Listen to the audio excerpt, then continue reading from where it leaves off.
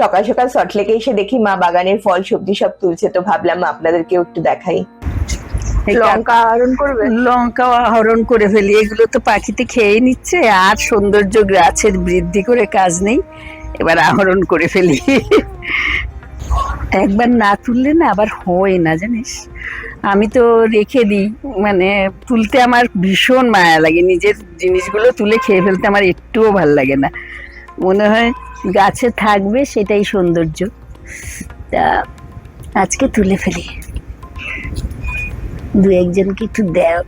আরো আছে লঙ্কা, বলে দিতে নেই, কিন্তু ঝগড়া হবে না, এটা তো আমাকে একজন দিয়েছিলেন এই পাশের বাড়ির। না, সেটা তো গাছটা দিয়েছে না গাছ না, লঙ্কাই দিয়েছিলেন পাশের বাড়ির যাদের রুদ্রাক্ষ গাছ, তারাই আমাকে এই লঙ্কাগুলো দিয়েছিলেন, সেই লঙ্কাগুলো ছড়িয়ে দিয়েছিলাম। আমার এই লঙ্কা গাছটা অনেক বছর, এ একটা আশ্চর্য লাগে, এত বছর ধরে লঙ্কা গাছটা আছে আমার। আমি এটার ইতিহাসও বলেছি বাবা, বেশি বলবো না। এই যে চারা লাগিয়েছিলাম, চারার কি অবস্থা। কিসের চারা? হ্যাঁ, এটা ঝিঙের চারা না, বীজ লাগিয়েছিলাম, বীজ থেকে গাছগুলো ভালো হয়নি। এই তার মধ্যে পাতা লাউ গেছে মনে হচ্ছে। হ্যাঁ, চাল কুমড়ো সব একসঙ্গে। মানে জায়গার জমিটা আগের বার সিম গাছ হয়েছিল, সেই জায়গাতেই লাগিয়ে দিয়েছিলাম, কোনো নতুন করে কিছু দিইনি। এটা এটা তো দেখিয়েছি আমি, বেগুন গাছ, বেগুনটা সেভাবে হচ্ছে না। ডালিমও তুলে নিচ্ছ? দেখি পাকাগুলো তুলে নেব। হ্যাঁ, একটু আর ডালিমটা খুব মিষ্টি ছিল। জানি না, পাকাই মনে হচ্ছে। আমি রেখে দিই আর মানে ইয়ে হয়ে যায়, পড়ে যায়, পাখিতে খেয়ে ফেলে। এইগুলো তো আমি এতদিন আসতে পারিনি, লাগিয়েছো না? ওই যে ইয়ে ছিল 5ই জুন। ও 5ই জুনে লাগিয়েছো এবার পরিবেশ দিবসে? পরিবেশ দিবসে ওই গাছগুলোই, মানে এই যে পম্পা পিসি দিয়েছিল, এই হঠাৎ করে একদিন এসে দিয়ে গেছে, দেখি আমার ভেবেছিলাম কিনবো, আমার আগেরটা তো মরে গেছিল। ও কি করে জেনেছে জানি না, আমি কাউকে তো বলেছি বলে মনে পড়ে না, তো ও হঠাৎ দেখে দিয়ে গেছে। আর এইগুলো তো সব দিদিভাইয়ের কাছ থেকে আনা। না না না, এটা এটা এটা কি ড্রাগন, ওই ছোট ছোট গুলো কেটে ফেলে দিই না, ওটা লাগিয়ে রেখে দিয়েছি, কেমন সুন্দর লাগছে দেখতে। পানও চলছো? হ্যাঁ,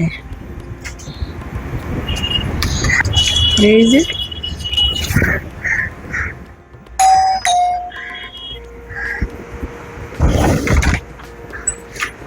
কি ঘোরাফেরা হলো? ঘোরাফেরা না, কাজ বল, ওই আর কি। ঘোরাফেরাই একরকম। এই যে এত বড় একটা থলি যে তুমি নিয়ে গেলে, কি ভরে আনলে? ভরে আনিনি, তবে খালিও আনিনি। কই দেখি কি এনেছি। প্রথমত তো নাতনির পরীক্ষার খাতা লাগবে, সেটা এনেছিলাম।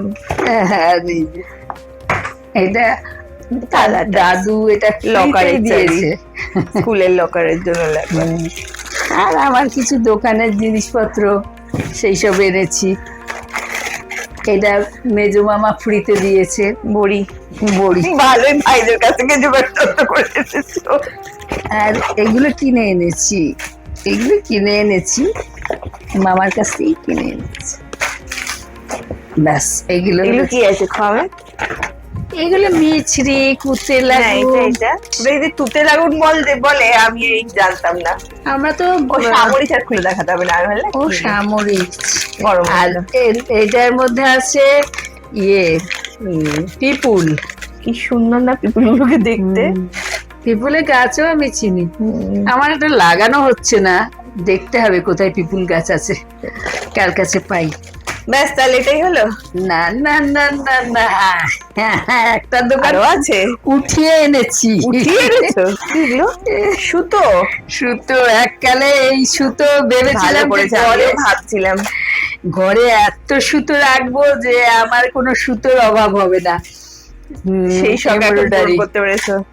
আসে তখন বরের পয়সায় কিনতাম, তখন নিজের পয়সা বলে না মন ওরে ভরে কিনে নিয়ে বাবা। এসেছি।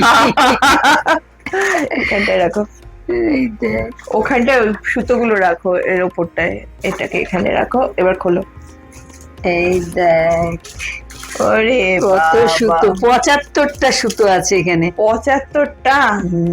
এবার কি বানাবো আমরা? আমি কিছু বানাবো। কত আগে একটু একটু সুতো কিনতাম, মিলতো না, এখন সেই জন্য আমি যা পেরেছি নিয়ে এসেছি, কিছু ভেবে আনিনি। এখন আগে সুতো দিয়ে তারপরে জিনিস তৈরি করবো। লোকে জিনিস কিনে সুতো কেনে, আমি সুতো কিনে জিনিস কিনবো। আর আমার শাড়িটা বানাচ্ছি না, সেটার মধ্যেও কিছুটা ইউজ করবো, সেই জন্যও এনেছি। ভালো করেছো, একটা ভালো কাজ করেছো।